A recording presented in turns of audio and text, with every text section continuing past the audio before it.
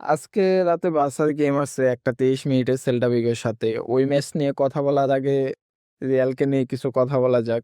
Real মাদ্রিদের কালকে রাতে ম্যাচ ছিল, যেটা কিনা তারা 2-1 জিতছে। ওই গেমে আপনার কিলিয়ান এমবাপ্পে আর ভিনিসিয়াস জুনিয়র দুজনেই আপনার স্কোর করছে। এখন কথা হইতেছে রিয়াল আর বার্সা দুইজনেরই দুইজনই আপনার সব কম্পিটিশন থেকে অলমোস্ট আউট।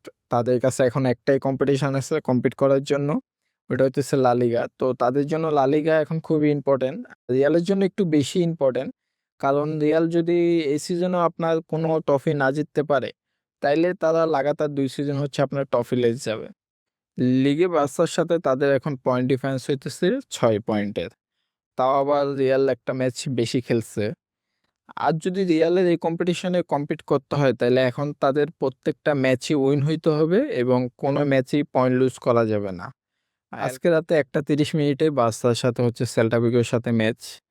তো এটা আমাদের জন্য একটা ইম্পর্টেন্ট ম্যাচ, কারণ কালকে হইতেছে আপনার রিয়াল তাদের ম্যাচটা জিতছে। এখন তাদের সাথে হইতেছে আমাদের 6 পয়েন্টের লিগে পয়েন্ট ডিফারেন্স আছে। আর যদি আজকের ম্যাচটা আমরা জিততে পারি, তাহলে আমাদের সাথে হচ্ছে একটা 9 পয়েন্টের গ্যাপ হবে।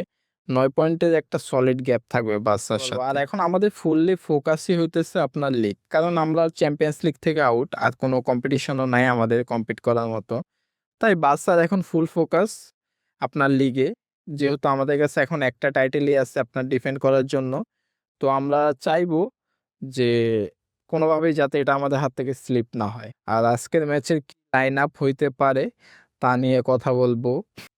সেল্টা ভিগোর জন্য খুব একটা ভালো সময় যাইতেছে না, তাদের খুবই খারাপ সময় যাইতেছে, কারণ তারা লিগে লিগে তাদের লাস্ট 5 গেমে শুধুমাত্র একটা গেমে জিততে পারছে।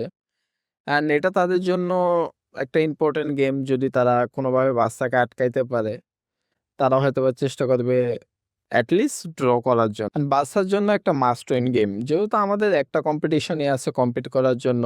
তো আমাদের ফুল ফোকাস থাকা দরকার এখন লিগের। তো এটা হইতেছে সোফা স্কোরের দেওয়া একটা স্টার্টিং লাইন আপ।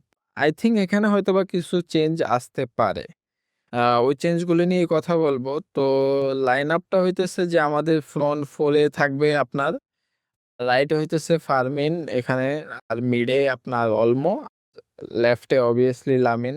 আর স্ট্রাইকার হিসাবে আমাদের হয়তোবা স্টার্ট করতে পারে যে ফারান তোরেস, কারণ সে লাস্ট কয়েকটা গেম ভালোই খেলতেছে। এবার যদি আমরা আমাদের মিডের দিকে তাকাই, তাইলে এখানে আমরা দেখবো হচ্ছে পেদ্রি আর গাবি। পেদ্রি তো এখানে অবভিয়াসলি স্টার্ট করবে। আই থিঙ্ক গাবি হয়তো বা স্টার্ট নাও করতে পারে, ফ্র্যাঙ্কিকে একটা স্টার্ট দিতে পারে হ্যান্সি ফ্লিক। কারণ ফ্র্যাঙ্কি এখন মনে হইতেছে যে সে ফুললি ফিট। তাই আমার মনে হয় যে হয়তো বা গাবিকে স্টার্ট না দিয়ে ফ্র্যাঙ্কিকে দিতে পারে।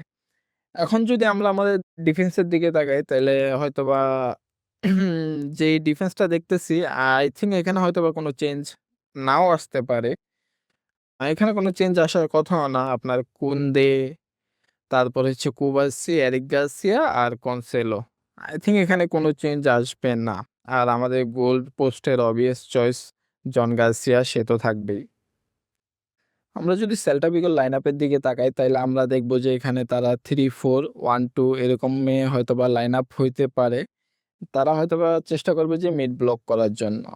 আর এখানে বাসার জন্য সবচেয়ে বেশি সমস্যা হইতে পারে আপনার ইগলেসিয়াস, কারণ সে লাস্ট গেমেও বার্সাকে খুবই জ্বালাইছিল এবং স্কোরও করছিল সে লাস্ট গেমে। তো এটাই হয়তোবা স্টার্টিং 11 হইতে পারে। আই থিঙ্ক হয়তোবা সেল্টার এখানে কোনো চেঞ্জ আসবে না। বাকিটা হইতেছে কোচদের উপরে যে তারা তাদের কোন স্টার্টিং 11টা নামাবে। হ্যান্সি ফ্লিক হয়তোবা এই স্টার্টিং 11টাও নামাইতে পারে, হয়তোবা কিছু চেঞ্জেসও করতে পারে এখানে। তো এতটুকুই ছিল আজকের ভিডিওতে। দেখা হইতেছে তোমাদের সাথে নেক্সট ভিডিওতে।